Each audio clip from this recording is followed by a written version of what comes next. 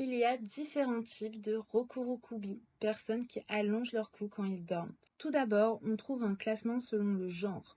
Dans les récits légendaires, il existe bien quelques rokurokubi mâles, mais la mythologie japonaise assimile le plus souvent à des yokai à des femmes au cou long, dont la tête reste attachée au corps. Les rokurokubi femelles s'attaquent à des hommes, alors que les hommes au long cou chassent les femmes la nuit. Une autre typologie considère la férocité comme critère de classement. Ainsi, il y a des gentils rokurokubi qui se limitent à jouer des tours amusants, boire l'huile des lanternes, effrayer, espionner, alors que d'autres poussent la barbarie jusqu'à se métamorphoser en suceurs de sang. Généralement, la cruauté est mise sur le compte des yokai aux têtes volantes.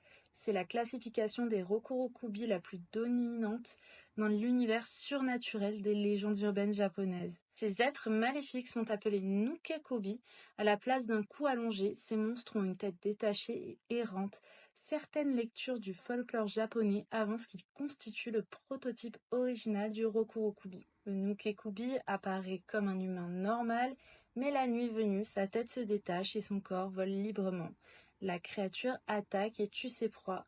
Lorsque la tête est en mission de killer, le corps du nukekobi reste inanimé et vulnérable, et c'est donc son point faible.